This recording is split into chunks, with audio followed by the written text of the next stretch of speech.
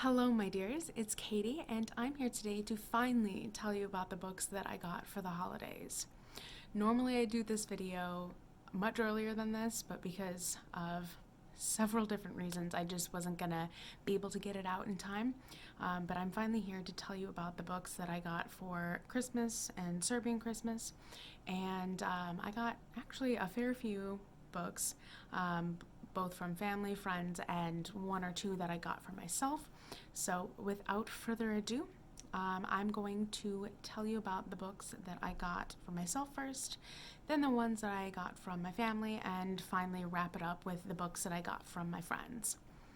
So, I got 9 books, both physically and in ebook form, starting with the books that I got for myself.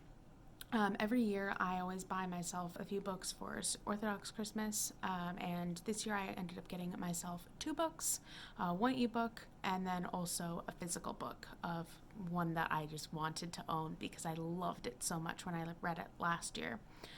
So the first book that I got for myself is Those Who Run in the Sky by Aviak Johnson. I think that's how you say their name. I'm not sure. Um, but this is an Inuit based fantasy novel or a sort of semi historical fiction. Unclear as to the actual genre. But it follows our main character, Pitu, as he learns that he's become a shaman and ends up getting stuck in the spirit world and kind of has to find his way back to his family and his tribe. And actually, I already read this book. I'm not going to talk too much about it, but I will tell you that it was fine. It wasn't my new favorite thing. But yeah, that's all I'm going to say about it because this is a haul rather than a review. The second book that I got for myself is The Wolf and the Whale by Jordana Max Brodsky, and this is also an Inuit based historical fiction, but it is a bit different because this not only is about the Inuit people but also Norse, and kind of there was this specific event that happened that made the two of them come together, and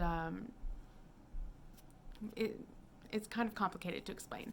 But I read this last year and absolutely loved it. It was my favorite book from last year, so I was like, you know what, I have to buy a copy for myself, and I can't wait to reread this. And I didn't know. And apparently it has deckled edges of some kind. So I was like, oh, okay, that's interesting.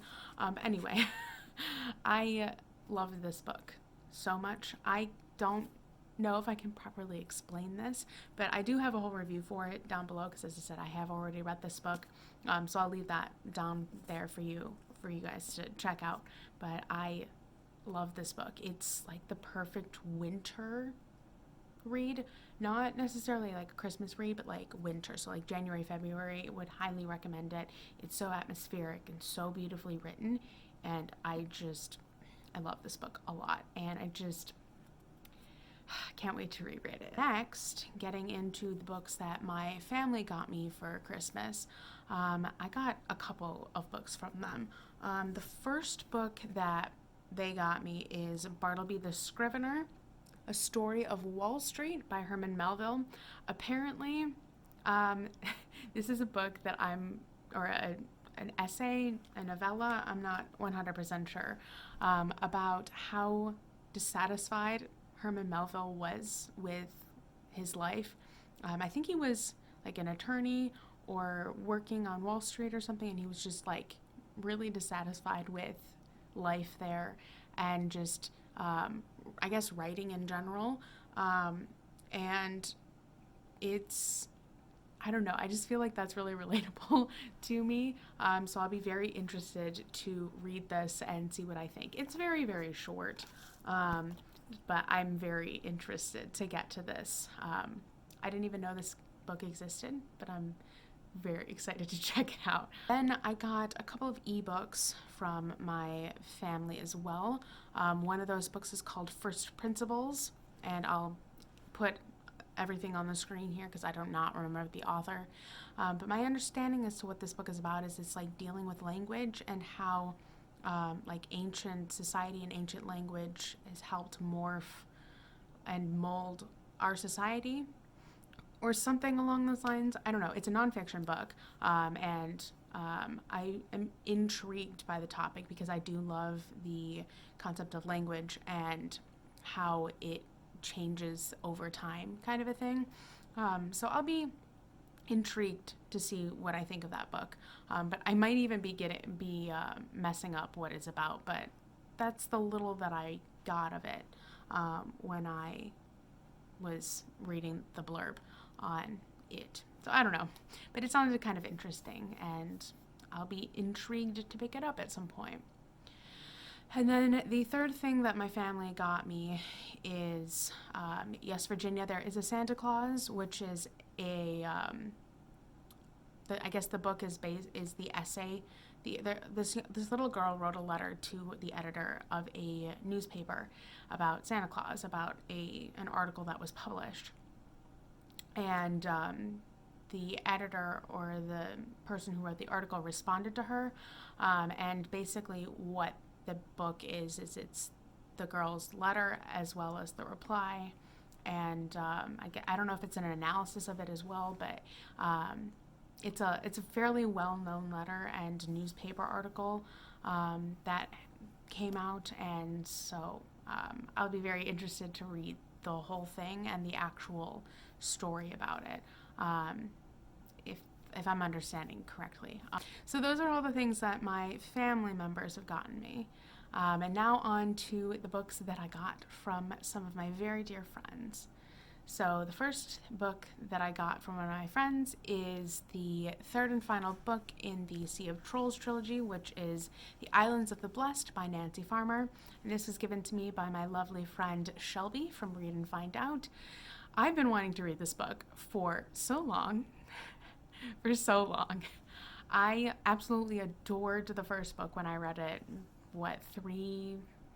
4 years ago at this point. It's a Norse-based historical fiction / fantasy novel, and I loved it so much when I read it. And I did enjoy the second installment as well, although not as much as the first. But I do want to read the third and final installment in the trilogy so I can wrap that series up. But I'm so excited to get to it. It's a really lovely series, and I seriously can't recommend it enough. It's very underrated and kind of a hidden gem, I think. And also another thing that I got from Shelby that is bookish related is she got me this gorgeous Realm of the Elderlings inspired ornament, I think it's supposed to be. It doesn't have like a little ribbon that it's supposed to have, I think, but I adore it. If you've read the series, you should know who this character is. But another thing about this ornament is like it smells really good. I think it's the wood that was used, but I absolutely love this. And so thank you so much again for giving this to me, Shelby. And then I got 2 books from my dear friend Kara from Wild Book Garden. She got me Grounded, The Adventures of Rapunzel. So this is like a Rapunzel retelling with a lot more like deeper themes or other like specific themes that are explored. And I really, really like retellings. And I know this is one of Kara's absolute favorite series, and I wanted to read it for a long time. My library is just questionable. So I'm just so excited that she got it for me and that I can finally read it. The second book that Kara got me is The Wolf Wilder by Katherine Rundell. And spoiler alert, I also already read this book and absolutely loved it.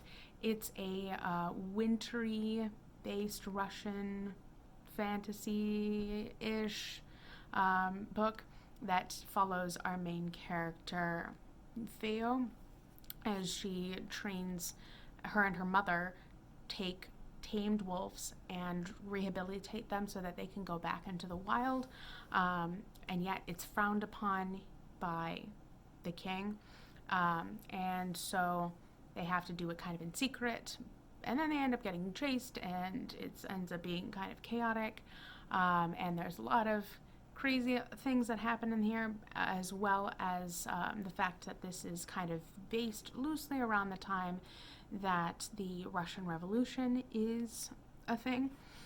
So yeah, it's really interesting, it's really great, and it's got like all these fairy tale vibes to it. Loved it when I read it. And then the last book that I got is from my dear friend Vendi, and this is also another book that I read but I've been wanting to own, and I'm just so glad I have a copy now, is Good Omens by Neil Gaiman and Terry Pratchett. I love Good Omens. I absolutely adored it when I read it a couple of years ago. I live and breathe for the mini-series that came out. Like, it just owns a little part of my soul. And I am just so excited that I finally have this, because I can't wait to annotate it when I reread it, hopefully later this year, if all goes according to plan. But I am just so excited to get back into this. Basically what it's about, if you don't know, is it's kind of a satire slash parody on the biblical apocalypse, and it follows several different characters as they get caught up in this apocalyptic shenanigans. Our two main characters are arguably Aziraphale and Crowley, a demon and an angel who are living on Earth and are kind of best friends, and maybe a little bit more, as they try and foil and stop the biblical apocalypse from happening. And we also have our main boy, the Antichrist, named Adam, who's supposed to make this apocalypse happen, and just kind of like all of the stuff that happens around it. And it's so much fun. It's so much fun, and I love it. I love the humor of it. I love just the characters so much. Like Aziraphale and Crowley own me. I love them. And yeah, if you haven't read it and haven't seen the show, I'd definitely recommend it if it's something you think you could get behind, because I know that this book is somewhat controversial-ish. But yeah, it's a good time. Loved it. And I can't wait to reread it. So those are all of the books that I got for the holidays, and I am just so excited to read all of them and reread in some cases. So I'm really looking forward to all of that. And I'm curious to know, have you read any of these, or are you planning on reading any of them? Because I'd love to talk to you about them down below in the description if you would like. But other than that, you all know the drill. I have all of my social media links down below in the description, and I will catch you later in another video for you again sometime soon. Bye!